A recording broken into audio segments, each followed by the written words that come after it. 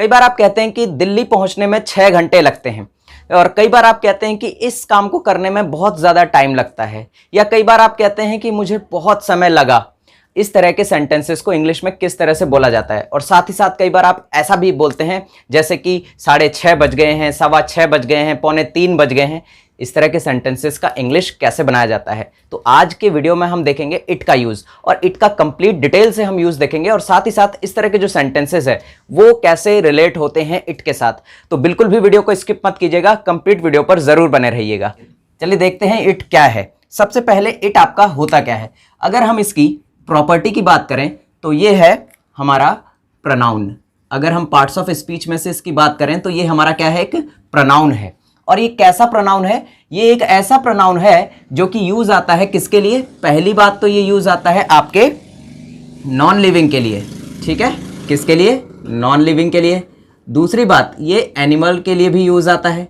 तीसरी बात ये बर्ड्स के लिए भी यूज आता है, ठीक है। तो ये किस किस के लिए यूज आ सकता है, नॉन लिविंग, एनिमल और बर्ड के लिए यूज आ सकता है, ठीक है। अब दूसरी बात ये है कि ये बहुत सारे सेंटेंसेस के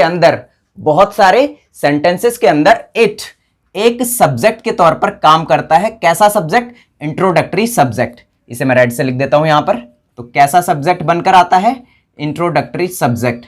अब यहां इंट्रोडक्टरी कहने का मतलब ये है कि ये इंट्रोडक्शन देता है सब्जेक्ट का। एक्चुअल में वहां पर ये रियल सब्जेक्ट नहीं होता, लेकिन जब भी हमारे पास कोई एक रियल सब्जेक्ट नहीं होता है उस केस में हम इट का यूज ले सकते हैं। जैसे मैंने अभी थोड़ी देर पहले आपको सेंटेंसेस बोले थे, तो उनमें कोई सेंटेंस हमारे पास मौजूद नहीं था। जैसे कई बार हम कहते हैं ना बारिश हो रही है, तो यहां पर भी हमारे पास कोई यहां पर सब्जेक्ट हमारे पास अवेलेबल नहीं होता, तो उस केस में भी हम इट का यूज करते हैं। जैसे हम बोलते हैं ना इट्स रेनिंग, तो इट यहां पर क्यों आया, क्योंकि वो एक इंट्रोडक्टरी सब्जेक्ट का यहां पर काम कर रहा है। अब चलिए देखते हैं इसके सारे यूजेस एग्जाम्पल के साथ।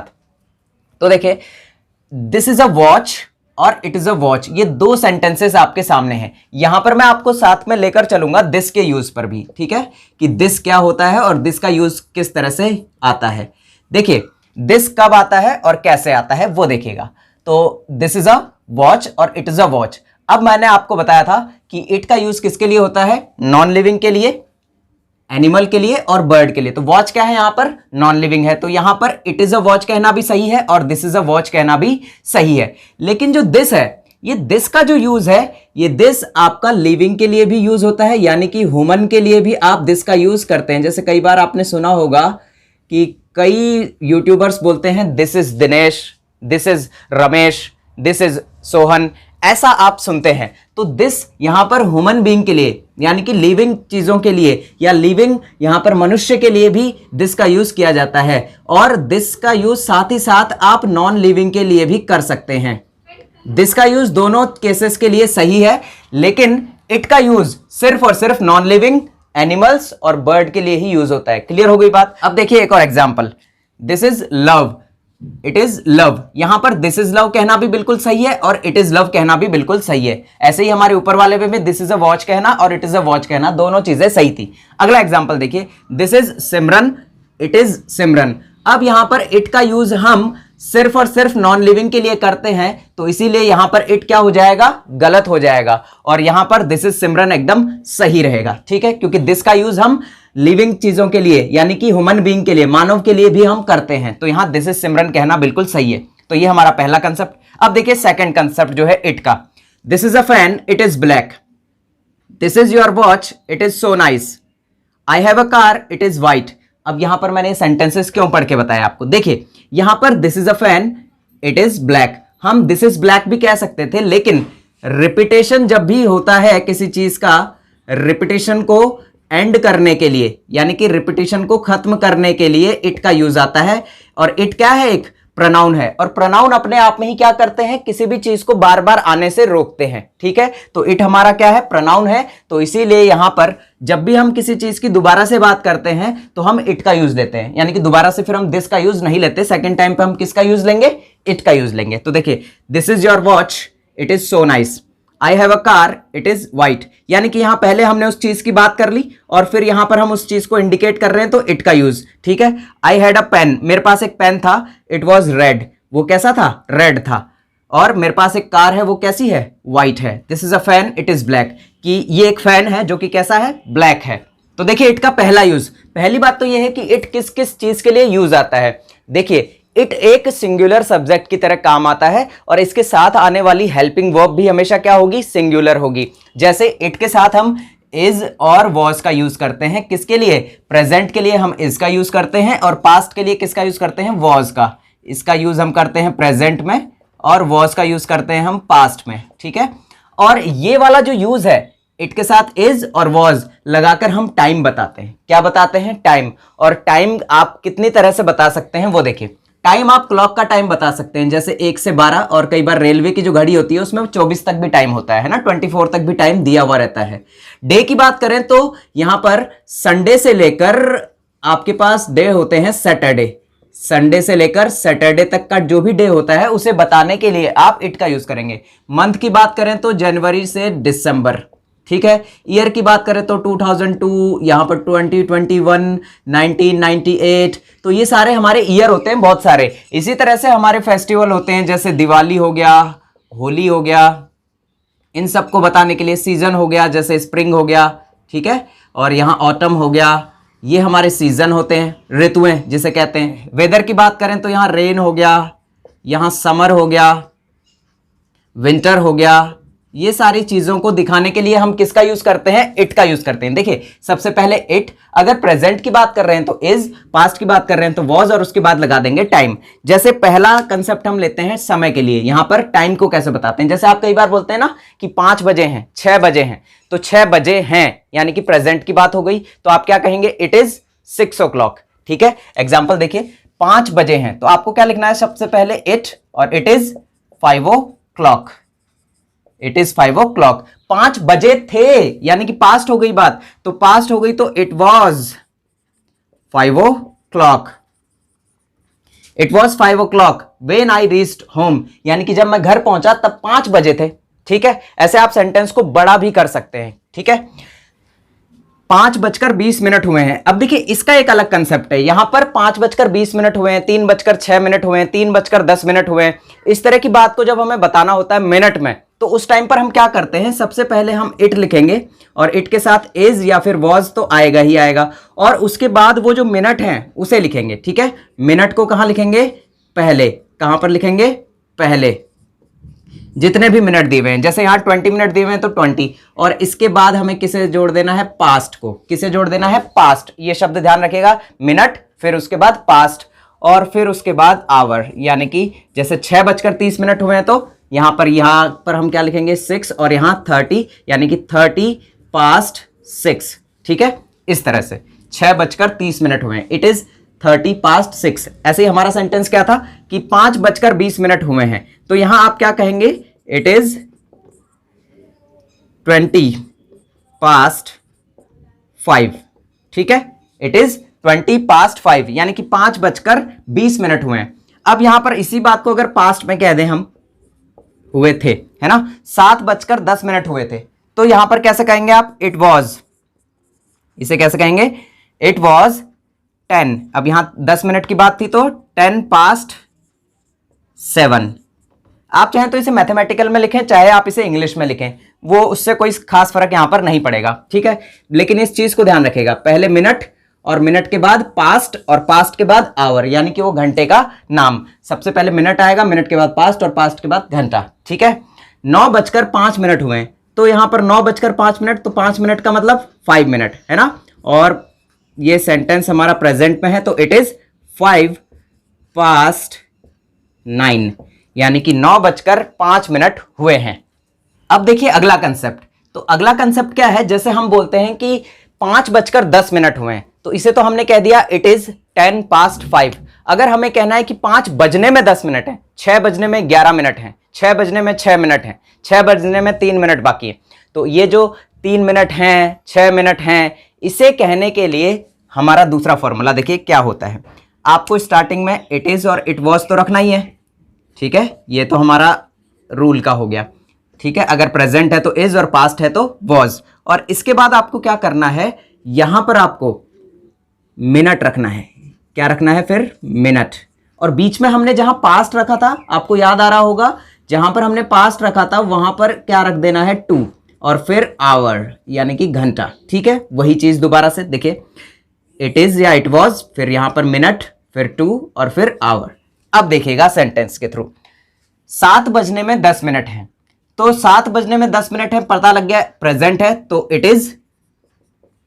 इज।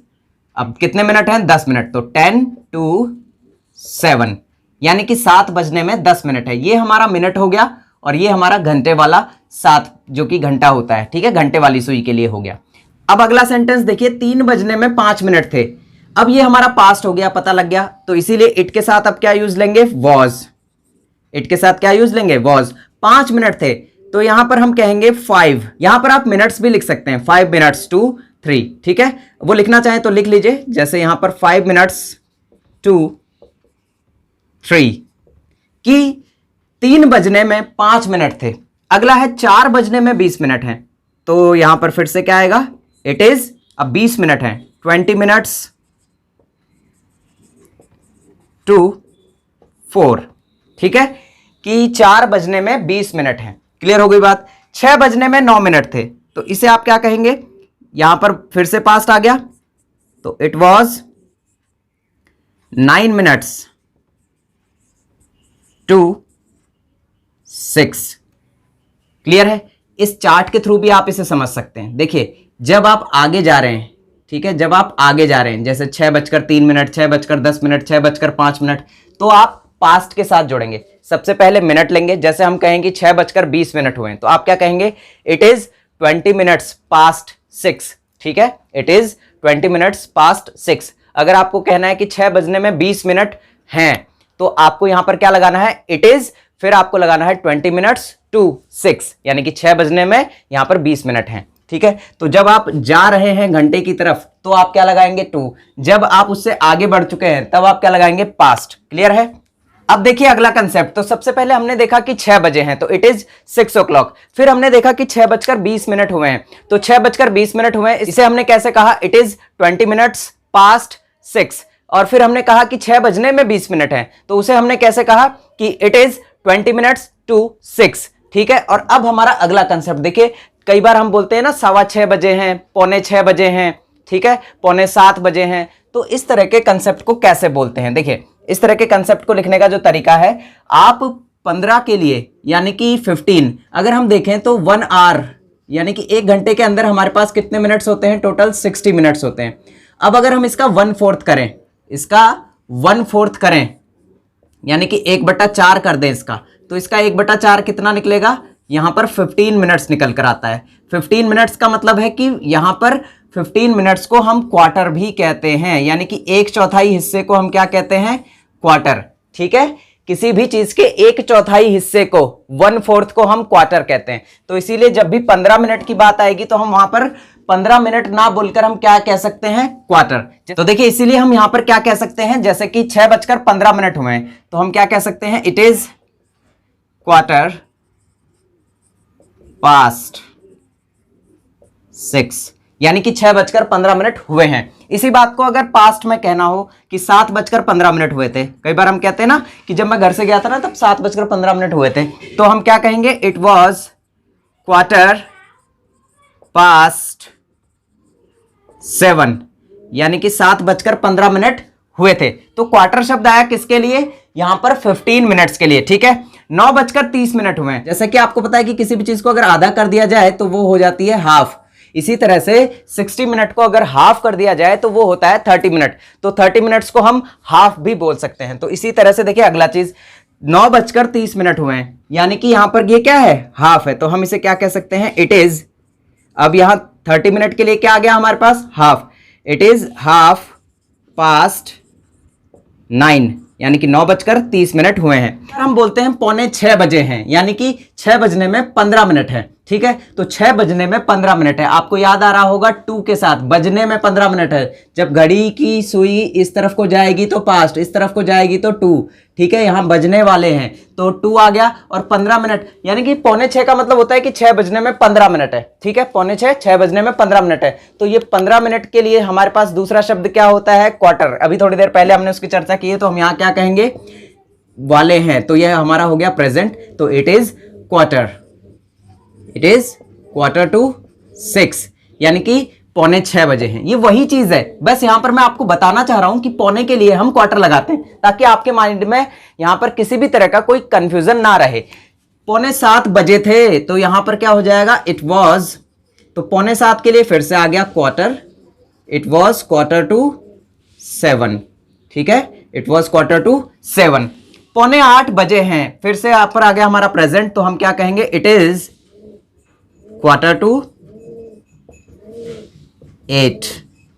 यानी कि 7:45 बजे हैं। तो इसी तरह से आप क्वार्टर लगा सकते हैं। 9:45 बजे थे तो हम यहां पर फिर वॉज लगाएंगे, इट वॉज यहां पर 9:45, यानी कि 9:45 बजे थे। क्लियर हो गया ये भी।